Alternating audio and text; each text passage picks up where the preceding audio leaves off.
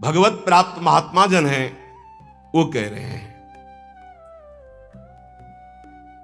बहुत जन्म व्यतीत हो गए इस शरीर से प्यार करते हुए, लेकिन सदगुरुदेव नहीं मिले, इसलिए तुम बाजी हारते गए। मन रे अब की बेर संहारो, जन्म अनेक दगा में खोए, बिना गुरु बाजी हारो।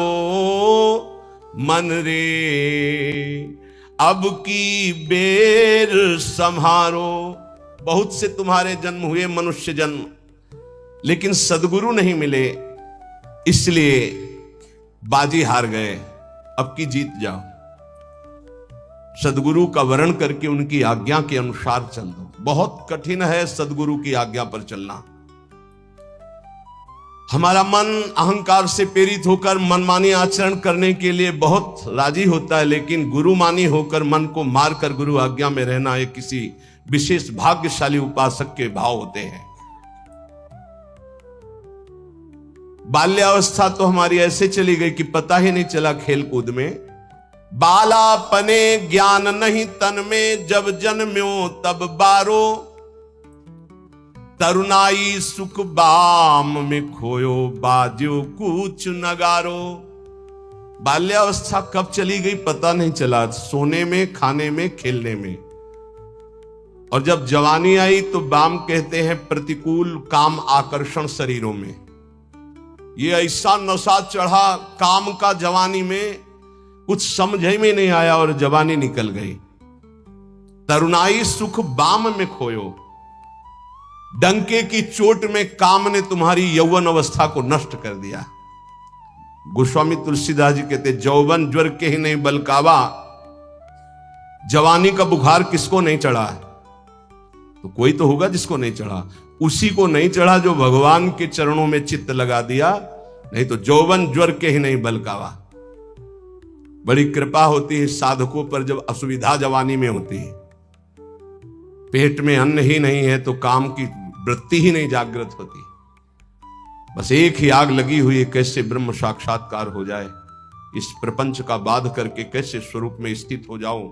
वहां कोई गुंजाइश नहीं कुछ सोचने की, देखने की, बोलने की।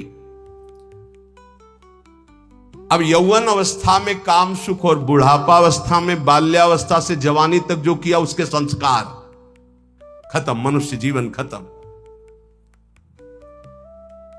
खलक सब रैन का सपना, समझ मन कोई नहीं अपना। कठिन है मोह की धारा, बहा सब जात संसारा। घड़ा जो नीर का फूटा, पत्र जो डार से टूटा। जो पत्ता डाल से टूट गया दोबारा नहीं लगेगा। कच्ची मिट्टी में पानी भरा गया, फैल गई, किसी काम की नहीं रही।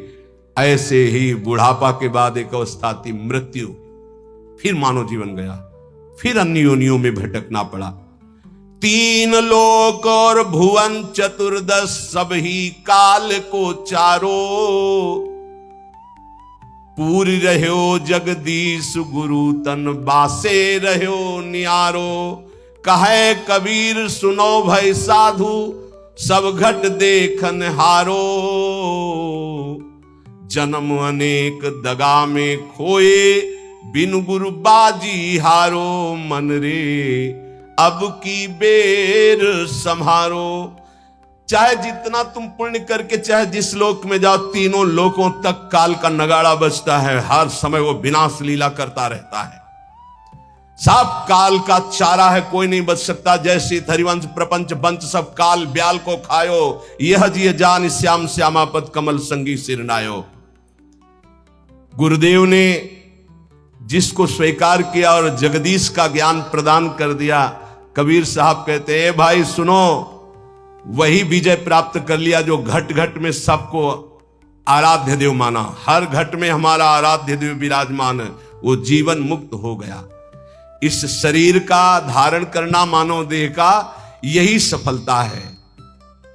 नाम जप करते हुए सब में भगवत भाव करके अपने आप का उद्धार कर ले।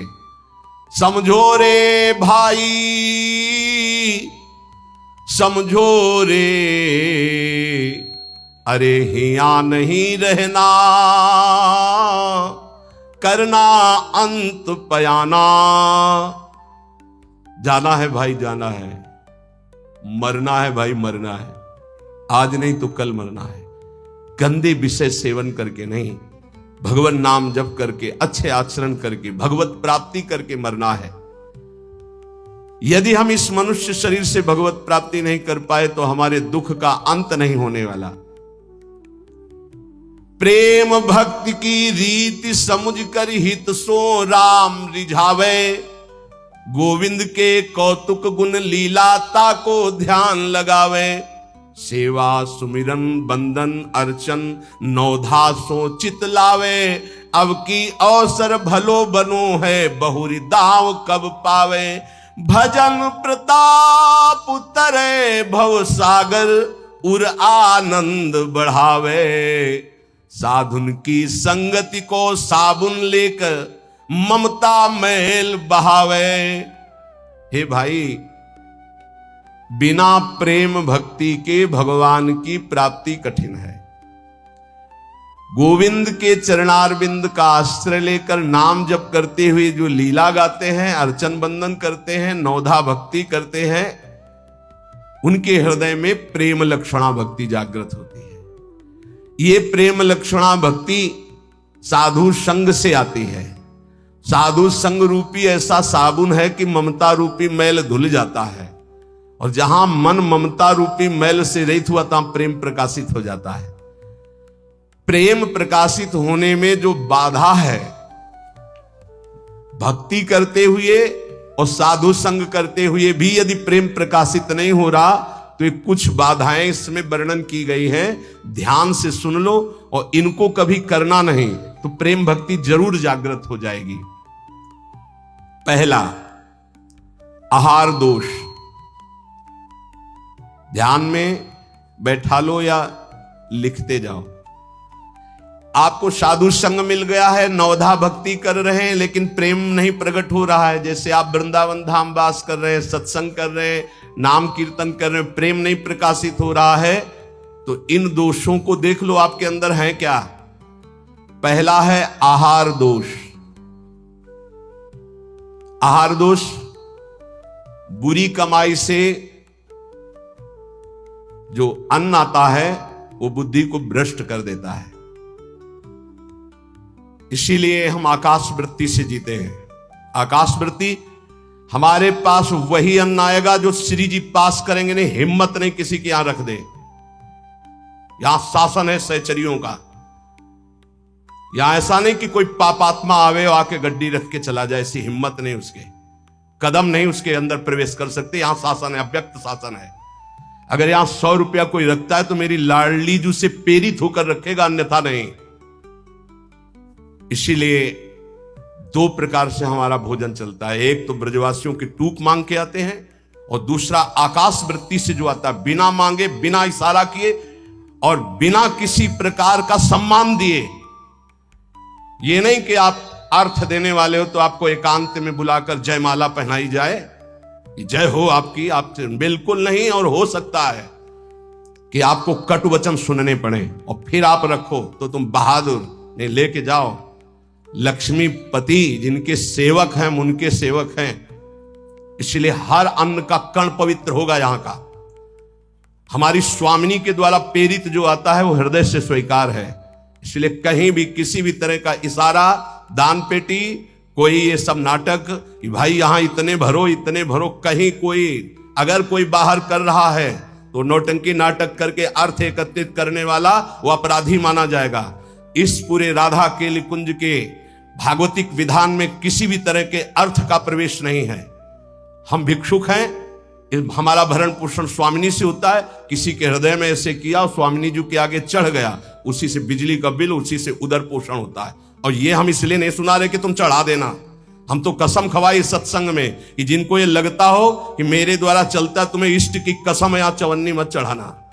हम देखते हैं अपने स्वामी को, तुम्हारे से हमारा नहीं चलता, हम स्वामी से देखते हैं जिनसे अनंत ब्रह्मांड। तुमने सहयोग किया था ब्रह्मांड बनने में क्या? अनंत ब्रह्मांड एक संकल्प में बन गए, उनके हम दास हैं। तो जो अधर्म की कमाई से, अधर्म की कमाई कैसे होती है? जहां हमारा धर्म कहता है कि ये नहीं लेना चाहिए, हम उसे लेते हैं। जहां हमारा धर्म कहता है ये नहीं करना चाहिए, उसे हम करते हैं और फिर वो अर्थ लेते हैं। कई तरह के अधर्म की कमाई होती है। इसको हमने देखा भ्रमण के समय में। जैसे कहा जाता है कि आपका ब्लैक व्हाइट हो जाएगा, ऐसा हमने नहीं कहीं पढ़ा, शास्त्रों में नहीं पढ़ा, संतों से नहीं सुना। धर्म से 10 रुपया कमाओ, 4 रोटी बनाओ, 1 रोटी में 4 टुकड़े कर लो, 3 में तुम पाओ, एक गाय को दे दो, कौआ को दे दो, एक भिक्षुक संत को दे दो, एक ऐसे डाल, कोई जीव जंतु खा ले, इसे कहते हैं। वो तुम्हारा धन और पवित्र हो गया। पापाचरण करके आओ, 1 लाख में 10,000 दो, नरक जाओगे, क्योंकि वो 10,000 जो खाएगा उसकी बुद्धि भ्रष्ट हो जाएगी। आहार दोष। जब द्रौपदी जी और महाराज युधिष्ठिर और भगवान श्री कृष्ण भीष्म पितामह को घेरे हुए प्रश्न उत्तर हो रहे हैं, तो बहुत शास्त्र का ज्ञान दे रहे हैं, बहुत हजारों प्रश्नों के उत्तर भीष्म पितामह जी ने दिए। तो जब धर्म का उपदेश कर रहे थे तो कहा, रुको पितामह, ये वही बुद्धि है उसी महापुरुष की जो सभा में बैठा था, मुझे वस्त्रहीन किया जा रहा था, मैं चीख चीख के पूछ रही थी क्या ये धर्म है? उस समय ज्ञान तुम्हारा कहां चला गया था जो आज ज्ञान उपदेश कर रहे हो? तुम मुस्कुराए और कहा, बेटी तुम्हारा प्रश्न धर्मयुक्त है। वो सब बह गया, 6 महीने बाणों की सैया पर वो खून बह गया है। इस समय मैं शुद्ध हूं, जो प्रश्न करोगे ठीक धर्मयुक्त उत्तर होगा। उस समय पापी दुर्योधन का अन्न खाने से मेरी बुद्धि मलिन हो गई थी। उदाहरण दिया कि एक परमहंस जी जंगल में कंदमूल फल खाकर रहते थे। एक दिन राजा की दृष्टि पड़ी, श्रद्धालु था, साष्टांग दंडवत की, महाराज महल पधारिए और अपने चरणामृत से, चरण रज से महल को पावन करें और प्रसाद पाए। मना कर दिया, हम तो कंदमूल फल खा गए। चला, दूसरी बार फिर आया, तीसरी बार फिर आया। मन में आया चलते, ठीक है। राजा बहुत प्रसन्न हुआ, आदर के साथ ले गया, महारानी ने स्वयं बनाया, महाराज संत भगवान ने पाया, गए। अब जब जंगल में आए तो मन नहीं लगा भजन में। कहां सूखे कंदमूल फल और कहां रसीला वो भोजन राज परिवार का और रानी के हाथ का बना। अब तो अच्छा दृश्य देखने की इच्छा नहीं होती हो, गुलरी पाकर यही फल जंगली। बस अब ये इंतजार था कि राजा आ जाए और निमंत्रण दे दे। अन्न का प्रभाव। राजा आया, संकल्प ऋषि का, महाराज वो पहले बार में हाँ हाँ वो तो आप बड़े भगत हो, एक बार जाके हमने देख लिया, बड़ी श्रद्धा है। दोबारा गए तो प्रसाद बना रही थी रानी, तो दृष्टि गई हार पे। हार श्रृंगार उसमें रखा हुआ था, पेटी से खुल अपनी झोली में डाल लिया, बैठ गए, प्रसाद पाया, चले आए, झोली टांग दी। सायंकाल रानी जब श्रृंगार के लिए बैठी तो देखा और पेटी खाली, हार नहीं। तो उनका, महाराज यहां किसी चोर का प्रवेश है नहीं, आपके वही सन्यासी जी जो आए थे वही ले गए। बोले ऐसा नहीं, वो तो बहुत त्यागी वैरागी, वो हार क्या करेंगे? बोले हमारी दास दासियां, निजी दास दासियां, ये कहीं बाहर नहीं जाती हैं, तो ये क्यों चोरी करेंगे? इनका और कोई है नहीं, ये तो हमारी सेवा में रहती है। राजा को भी पक्का प्रमाण लगा कि संत, पर उन्होंने कहा नहीं, हमारे संतों की अवहेलना होगी, आप इस शब्द मत उच्चारण करो, मैं दूसरा बनवा देता हूं। 2-4-5 दिन वो उपवास के संत भगवान, तब उन्होंने जंगल से फल लाने की सोचा, झोली में हाथ डाला तो देखा वो हार। उनका ये हार कैसे आ गया? वो मैंने चोरी की, ये कितना निंदनीय मेरी बुद्धि हो गई, कैसे मैं निकृष्ट हो गया, हार लिया और ऐसे मैं चोर हूं, मैं चोर हूं, वहीं से कहते हुए राज दरबार में मैं चोर हूं। महाराज उतरे, दंडवत किया, कहा महाराज आप चोर नहीं हो। नहीं मैं चोर हूं, मैंने हार चोरा। बोले महाराज मैंने परीक्षा के लिए आपकी झोली में डाला था और उनको ऐसे ले गए कि सभा को कहीं ये न लगे कि संत ऐसे होते हैं। एकांत में ले गए और बोले महाराज आप ही चोरी करने वाले, आप ही ईमानदारी से वापस लाने वाले, मेरी समझ में नहीं आया।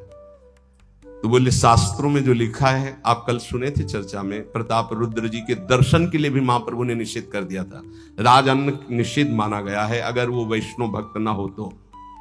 बोले ये राज अन्न का प्रभाव है कि मेरी बुद्धि लुभायमान हो गई और स्वर्ण की चोरी कर ली, कई दिन से भोजन नहीं पाया, वो सूख गया, रक्त जल गया, तो इसलिए अब मेरी बुद्धि शुद्ध हुई। ये तुम्हारे अन्न का दोष है जो हमने 2 बार पाया, उससे मेरी बुद्धि पतित हो गई। तो पहला दोष है आहार दोष, बुरी कमाई का, चोरी के पैसे का, दूसरे के हक का, अन्न या जबरदस्ती कर लेने का, इस तरह का जो धन है उससे जो खान पान है ये बुद्धि को भ्रष्ट कर देता है। जैसे ब्याज दर ब्याज, अब वो आपको पैसा मिलेगा तो फिर वो आपकी बुद्धि में भजन नहीं होने देगा। संकल्पित अन्न मिलेगा, कभी किसी का ऐसा दिया हुआ साधक को या गृहस्थ बट रहा है हलवा, भूखे मर रहे हो, ऐसे हाथ फैला दिए, तुम गृहस्थ हो, वृंदावन आए हो, एक दिन उपवास कर लो, थोड़ा सा कुछ लेकर पेट में डाल लो जो तुम्हारा धर्म की कमाई का, दूसरे का हलवा मत खाओ, मान लो हमारी बात, सारी बुद्धि नष्ट हो जाती, सुकृत नष्ट हो जाते हैं। आहार दोष पहला, कई बार बताया, इस पर ध्यान दीजिए। सतोगुणी पवित्र अन्न भी यदि मात्रा से अधिक हो गया तो रजोगुण, उस मात्रा से अधिक हो गया तो तमोगुण पैदा कर देगा, अल्प मात्रा में पाइए। दूसरा, शरीर को स्वस्थ रखिए। शरीर को स्वस्थ रखने के लिए, ब्रह्मचर्य पुष्ट रखने के लिए परिश्रम युक्त सेवा अत्यंत आवश्यक है, जिसमें पसीना चुए। ये दिनचर्या आज की नहीं जो आप देख रहे हो कि 1:30 बजे उठते हैं, तो ये आज की नहीं, ये जीवन की दिनचर्या है।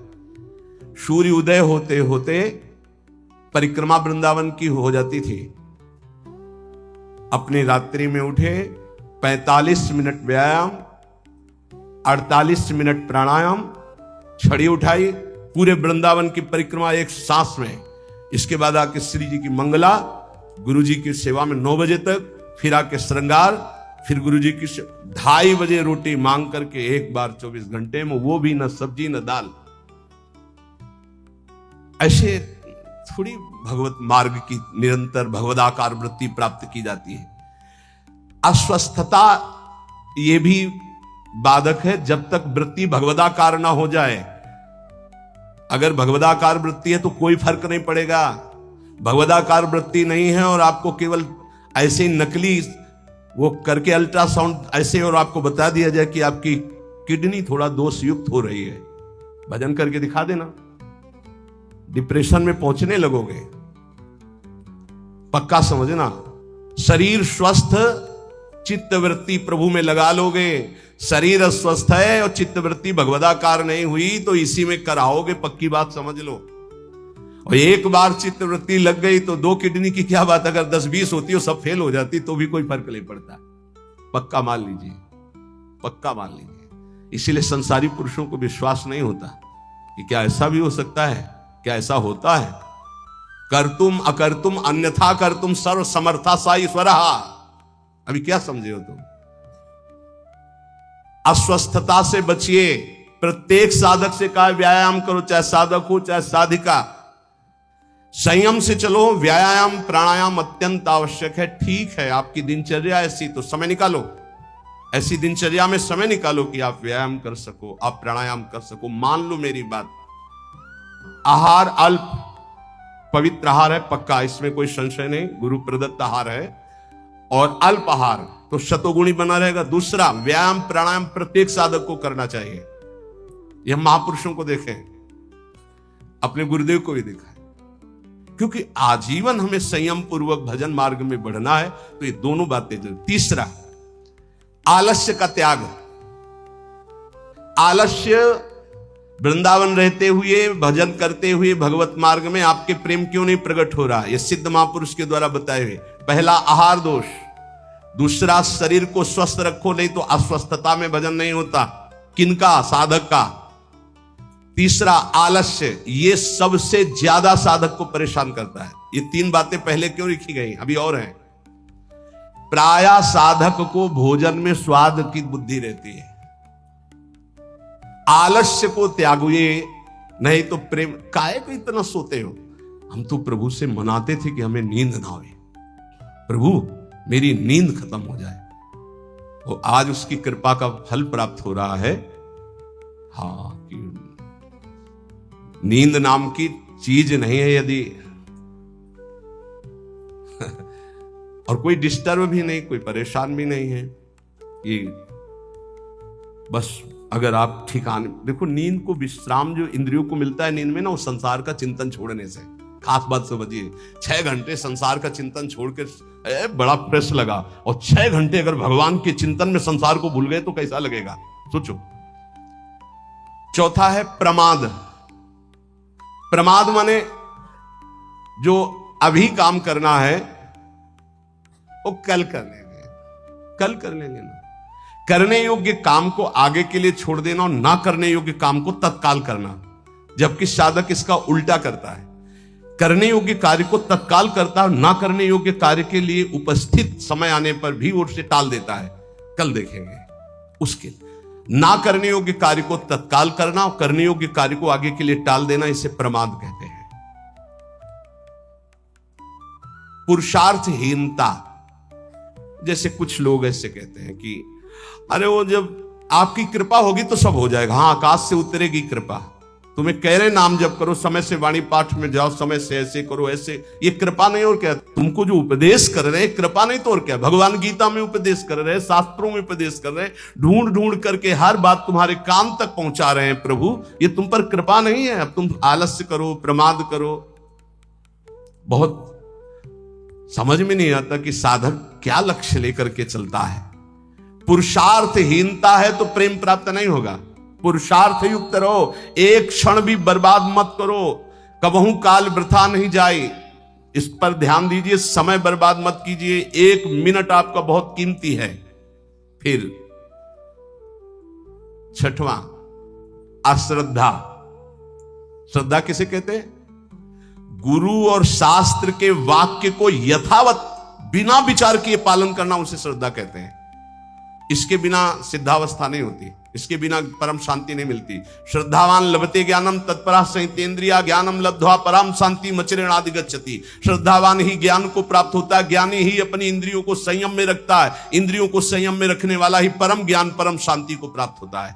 प्रथम हृदय श्रद्धा जो करे, सेवक वाणी, प्रथम हृदय श्रद्धा जो करे, आचार्यजन जाय अनुसरे जहां जहां हरिवंश के, तब बात बनती है। भवानी शंकरो बंदे श्रद्धा विश्वास रूपिणो याभ्याम बिना न पश्यन्ति सिद्धा स्वांता समय। कह रहे हैं ऐसा करो, बिल्कुल नहीं सुन रहे तो क्या है? अश्रद्धा। ये तुम्हें प्रेम प्राप्त नहीं होने देगी, ये भगवदानंद की अनुभूति नहीं होने देगी। कैसे कैसे?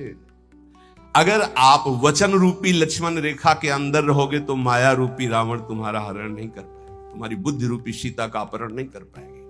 राम जी वरण कर लेंगे बुद्धि रूपी सीता का, श्याम जी वरण कर लेंगे। भीष्म पितामह अंतिम समय कहते हैं, हे श्री कृष्ण मेरी कुंवारी बुद्धि को स्वीकार करो। आज तक इस बुद्धि को कभी किसी ने स्पर्श नहीं किया, ये बुद्धि कुंवारी है, वरण कर लो इसको। लेकिन हमारी बुद्धि का तो अपहरण हो गया है, विषयों ने अपहरण कर लिया है। क्यों? क्योंकि हम गुरुदेव के वाक्य रूपी लक्ष्मण रेखा के अंतर्गत नहीं रहे, हम रेखा क्रॉस कर गए, अश्रद्धा कर ली, उनकी आज्ञा नहीं मानी, अवहेलना कर दी, कुतर्क। नहीं, ऐसा कैसे हो सकता है? बहुत विचित्र गुरुजनों की वाणी में सामर्थ्य होती है। कभी गुरु की वाणी पर अविश्वास करके कुतर्क नहीं करना चाहिए। अधैर्य, अगर उपासक में धैर्य नहीं है तो प्रेम प्रकाशित होने में बाधा पड़ जाएगी।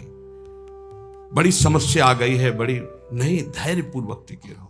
अच्छा, ये कभी हमारे हृदय में गुरु प्रताप से नहीं आया कि किसी का आश्रय ले लें या कहीं चले जाएं या कहीं पूर्व जीवन में कोई फोन कर दे या किसी को इशारा कर दे, बस ये था कि अब मरना है और धाम में भगवत चिंतन करते हुए मरना है। धैर्य से कभी विचलित ना हो। अगला है अनिश्चय। ये बहुत साधकों में पाया जाता है। एक दिन गुरुदेव भगवान ने कहा, जब साधक घर से निकलता है तो उसका वैराग्य अग्नि के समान होता है, उसे ज्वाला की तरह रोज बढ़ना चाहिए। उसका वैराग्य शीतल क्यों हो जाता है, ठंडा क्यों हो जाता है? उसका वैराग्य तो प्रतिदिन और तेजस्वी होना चाहिए। उसका कारण है अनिश्चय। सुख सुविधाएं भोग मिले और जीवन बढ़िया कट रहा है। जीवन काटने के लिए नहीं, जीवन मिटाने के लिए हम आए हैं, अस्तित्व मिटाने के लिए आए हैं। हमारा निश्चय है कि प्रिया प्रीतम की प्राप्ति के लिए हर भोग को छोड़ना है और प्रभु को प्राप्त करना है। वैरागी वही है जो समस्त भोगों के बीच में रहता हुआ भी भोग स्वीकार नहीं करता, केवल अपनी दिनचर्या और भगवत प्राप्ति के हेतु जीने के लिए केवल उसको धारण करता है ऐसे बहुत से संत अपने। अभी एक उपासक बच्चा है, पूछा है तुम्हारी बनियान में रंग लगा है, रंग वाली बनियान क्यों पहने, दूसरी पहन लो ना। जैसे आपकी आज्ञा पर काम चल रहा है ना अभी शरीर के, नहीं बदल, वैसे जैसे आपकी आज्ञा पर काम चल रहा है ना, हाँ ठीक जाओ, अच्छा लगा। धैर्य से वैराग्य की पुष्टता, काम चल रहा है ना, अच्छा है। अनिश्चय हमारे हृदय में जब होता है तो हमें भोग गिरा देते हैं। हमारा निश्चय क्या था, हम प्रभु की प्राप्ति के लिए जानबूझकर समस्त भोगों का त्याग करते हुए सच्चिदानंद रस में स्थित होंगे, फिर हम क्यों डिग गए? इसका मतलब हमारे निश्चय में कमी थी। अनिश्चय, हमारा निश्चय था कि हम अपमान को सहेंगे, हम निंदा को सहेंगे, हम तिरस्कार को सहेंगे, हर कष्ट सहेंगे, पर हे नाथ आपको प्राप्त करेंगे, आपका भजन करेंगे। कहां गया वो निश्चय? थोड़ी सी कोई अपमान की वृत्ति आई, हम गुस्सा हो गए, थोड़ा सा तिरस्कार हुआ, हम परमार्थ छोड़ दिया, थोड़ा सा कोई भोग आया, हम भजन छोड़ दिया, भोग में राजी हो गए। कहां गया हमारा निश्चय? इसका मतलब अनिश्चय है हमारे हृदय में, लक्ष्य का निश्चय नहीं है। संशय, पता नहीं भगवान में सुख है कि भोगों में सुख है, पता नहीं इस मार्ग से भगवान मिलेंगे कि नहीं मिलेंगे, पता नहीं जिनके सहारे भगवान की प्राप्ति कराएंगे कि नहीं कराएंगे। कई तरह संशयात्मा विनश्यति, वो भ्रष्ट हो जाएगा, गिर जाएगा। असंयम, ये बहुत खास बात है। असंयम साधक को नष्ट कर देता है। संयम से रहो। आपसे कई बार प्रार्थना की सत्संग में कि यदि आप 2 चपाती पाते हैं तो उसी के अनुसार कितना भी अच्छा भोजन उतने लीजिएगा। आपका भोजन का संयम होना चाहिए, आपके शयन का संयम होना चाहिए, आपके दिनचर्या का पूरा नियमावली होना चाहिए। संयम नियम साधना में चाहे गृहस्थ हो चाहे विरक्त हो, बहुत बड़ा इनका योग है। असंयम नहीं है, कभी मन आया तो 7 बजे जग गए, कभी मन आया 5 बजे जग गए, कभी मन आया 1 बजे जग गए, ऐसा नहीं होना चाहिए। असहिष्णुता, सहनशीलता ना होना, साधक के प्रेम प्राप्ति में बाधक लक्षण है। हर बात को सहन कर जाओ। सहनशीलता सहत सहत बाढ़े भगति गृह तन गुरु हित गात। अपवित्रता, कई बार इस पर चर्चा हुई है। आजकल बड़ी अपवित्रता के चांस हैं, जैसे शौचालय और बाथरूम एक ही में सब है, प्रायः ऐसा ही है। कुछ लोग उसी में लघु शंका करते हैं, बैठकर पूरे अपवित्र हो जाते हैं। अगर शौच वाला वो स्पर्श हो जाए तो जितना स्पर्श हो जाए वो कपड़े सब धोने चाहिए। कुछ लोग तो बैठ के ही लघु शंका उसमें करते हैं, बनने को बोले हाथ धो लिए बस हो गए, पूरे अपवित्र हैं। वैष्णव पद्धति उसे स्वीकार नहीं करती। कैसे महापुरुषों का दिन, कल दर्शन किए जब प्रसाद पा रहे थे वो वृद्ध वैष्णव, ऊपर के वस्त्र हटाकर नीचे की, कितना पवित्रता। ये मुख में कुछ खाए जूठे चल रहे हो, कैसे तुम्हारा मंत्र सिद्ध होगा? खड़े खड़े लघु शंका कर ली, छिट्टी पैरों में पड़ रही, कैसे मंत्र सिद्ध होगा? बहुत सावधानी की जरूरत है। उपासक चाहे गृहस्थ हो या विरक्त हो, हर समय पवित्र रहता है। अपवित्रता ये सिद्ध नहीं होने देती, साधन को सिद्ध नहीं होने देती, ध्यान रखना। कुछ भी खाने की वृत्ति ऐसी ना रखो जो प्रियालाल को भोग नहीं लगाए आप पा रहे हैं। बाजार में खाने वाला तो साधक हो ही नहीं सकता। हम ये कह रहे हैं कि यदि आप बहुत ही गृहस्थ में हो और आपका मन कर रहा है कि भाई आज हम नमुक चीज पाए, तो आप पहले ये जांच करो कि जहां से ले रहे हो पवित्रता का विधान वहां है कि नहीं है। नहीं तो बहुत अपवित्र रहता है, आप अच्छे से समझ लीजिए। अब वो पदार्थ फिर लेके श्री जी को भोग लगाओ जो पवित्र हो, फिर पाले हो तो चलो ठीक है। वही बाजार में खड़े खड़े खाना पीना ये साधक या वैष्णव का लक्षण नहीं है। ये भारी अपवित्रता है जो तुम्हारे भजन में बाधा पहुंचा देगी। मान लीजिए, हाथ जोड़ के कहते हैं, क्योंकि प्रायः अब इस पर छूट है। पवित्रता बहुत सावधानी से। जैसे आप माला जप कर रहे हैं, आपको लघु शंका लगी है, तो अपनी माला को गर्दन के पीछे कहीं ऐसे फंसा लीजिए उच्च भाग में, और बैठकर लघु शंका कीजिए। जहां पानी की व्यवस्था हो या आप अपने पास पानी रखिए, फिर पवित्र होइए। अगर ऐसा है कि जल नहीं है तो रज से कर लीजिए, रज से हाथ धो लीजिए। जब तक पानी न मिले, आचमन न कर लो, तब तक माला नहीं, ऐसे नाम जप करो। ये अपवित्रता भगवत प्राप्ति में बहुत बाधक है और लोग इसको मानते ही नहीं है। कोई बिरला पवित्रता का निर्वाह करता नहीं मान। कौन भ्रमण में लघु शंका के लिए कमंडल रख रहा है? अब वीआईपी पना हट जाएगा। प्रायः दंड कमंडल, साधु का प्रसिद्ध सोटा लंगोटा, ये सब प्रसिद्ध है। काछ वाच मन निश्चल राखे, धनी धन जननी तेरी रे। बहुत अब प्रायः दर्शन करने वालों में ऐसे दर्शन होते हैं, हाथ में बिस्लरी की बोतल ऐसे, जैसे कोई जल चढ़ाने की गंगा जली नहीं, प्रायः बिस्लरी की बोतल ऐसे हाथ में होगी। जमाना बदलता चला जा रहा है। और या स्मार्ट मोबाइल हाथ में होगा। कोई भले आदमी तो ऐसे मिलते हैं कि मोबाइल से ऐसे वीडियो दाहिने हाथ से बना रहे हो, बाएं हाथ से ऐसे कर रहे हैं। बाएं हाथ से किसको किया जाता है जानते हो? शत्रु पक्ष को। जब राजाओं के यहां दुश्मन का दूत जाता था तो बाएं हाथ से सलूट करता था। तब पता है कि दुश्मन का दूत आया, इसलिए बाएं हाथ से करता था। तो आजकल नए बच्चे वो जानते हैं नहीं, तो मोबाइल से शूट कर रहे हैं ऐसे, बाएं हाथ से ऐसे कर रहे हैं। ये अपवित्र। भगवान के सामने या भगवत भक्तों के सामने, चलो आपके हाथ खाली नहीं, वीडियो बना रहे हो तो नेत्रों से कर लो, बाएं हाथ से काहे को? दुश्मनी काहे को मोल ले रहे हो? बहुत बड़े के दरबार में हो, बहुत बड़े के पार्षद है, वो हर समय देख रहे हैं। आप क्या समझते हो हम अकेले चलते हैं? नहीं, बोले 10-20 साथ चलते नहीं, इनकी बात नहीं कर रहा। एक कदम भी ऐसा नहीं जिसमें हमारी महारानी जी न चलती हो। ये जो छोटे छोटे नवजात शिशु जो ये सब, ये जानते हो महारानी जी के प्रताप का आशीष लेने आते हैं। हमारा कुछ नहीं है, हमारे आगे आगे चलती है हमारी महारानी जी। हम उनकी दासी, उनके पीछे चलती है, आगे वो चलती है। ये जो फूल बरसते हैं ना, ये महारानी जी के चरणों में बरसते हैं। ये जो फूलों के पावड़े बिछे होते हैं ना, मेरी स्वामिनी जी के लिए। अगर ये मेरे लिए लगते ना तो कब का बंद करवा देते, आप ये भी समझ लो। मेरी महारानी जी के दर्शन के लिए कोई नाचता है, कोई रोता है, पूरी भीड़ में सैकड़ों रोते हैं, तो हम उनकी आंखों की तरफ देखते हैं कि मेरी प्रिया जी का कृपा प्रसाद इनकी, भले किसी भाव से। मेरी महारानी जी तो बड़ी रिझवार है ना, हाँ बड़ी रिझवार। कितने के अंतिम बन गए, अंतिम बन गए, समय अंतिम बन गए, क्योंकि उनको तो समझ में नहीं आ रहा है ना, वो तो केवल देख रहे हैं बाबा। लेकिन बाबा के आगे जो चल रहे हैं, उनका प्रताप चल रहा है। आप समझते हो ना, किसी के आगे इतना नहीं होता जो आप देख रहे हो।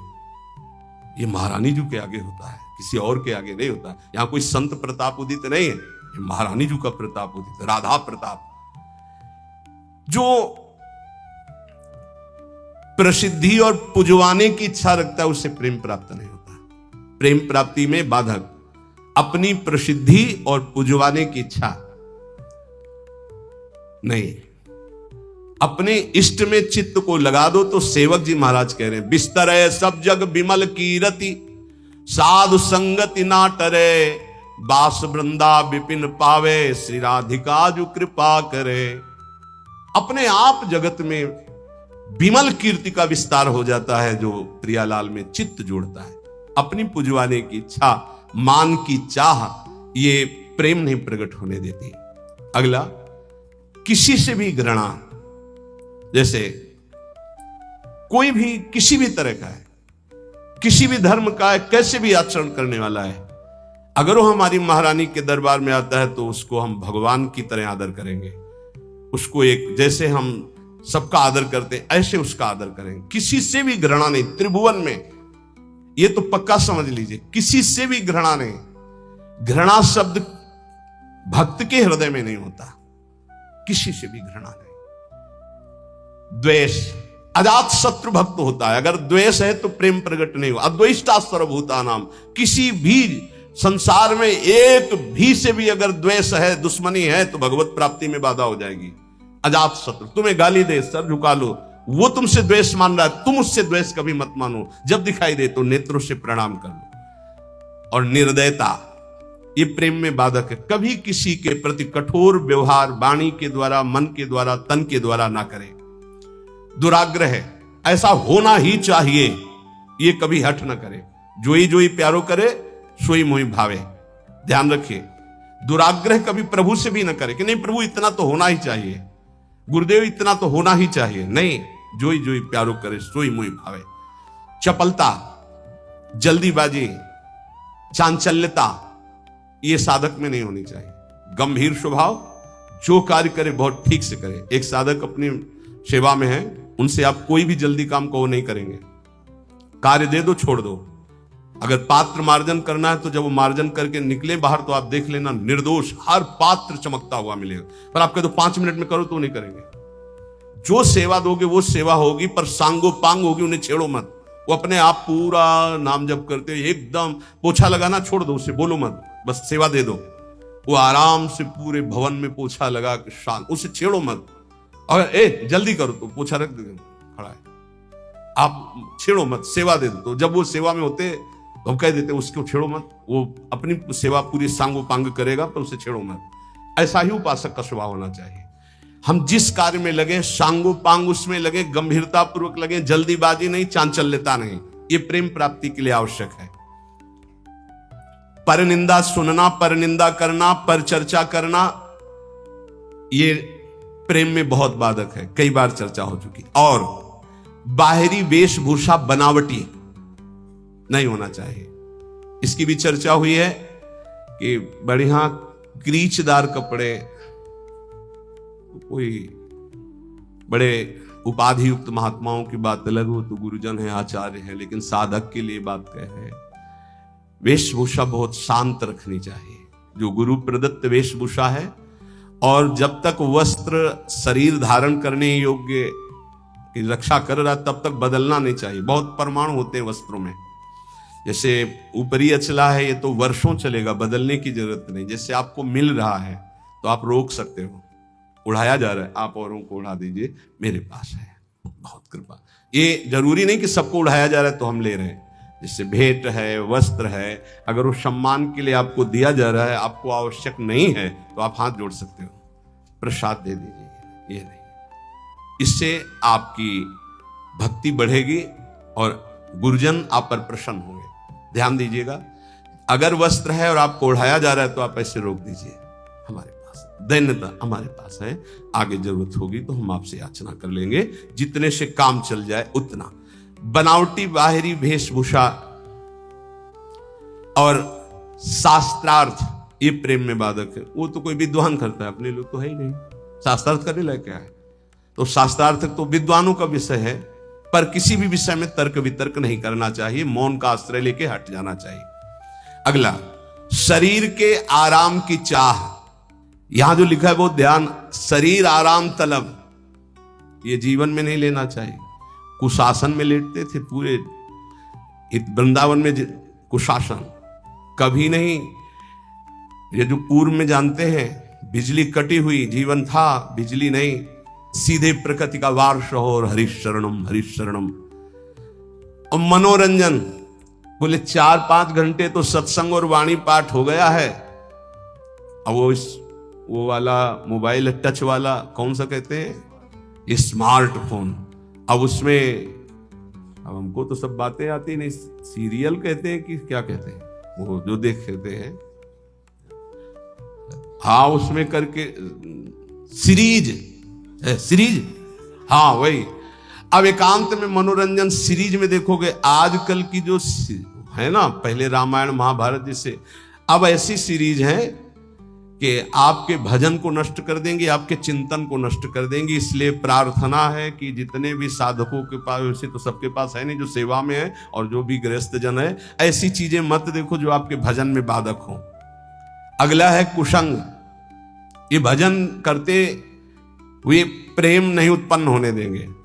चलो अब थोड़ी देर निकलते हैं चल के, और बातचीत और ऐसे कुसंग ना होने पाए। जाके संग कुमति मति उपजे, करत भजन में भंग, तजोरि मन हरि विमुखन को संग। साधना के प्रतिकूल साहित्य का स्वाध्याय करना, आपकी साधना है प्रेम के प्रतिकूल स्वाध्याय करना, प्रतिकूल सत्संग सुनना। प्रतिकूल भी सत्संग होता है, हाँ।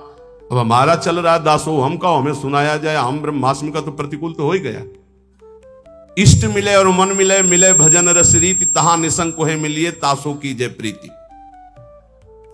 गुरुजनों का तिरस्कार कर देना, ऐसा होता है। कौन बार बार खड़ा होए, इनको तो 10 बार आना है आए।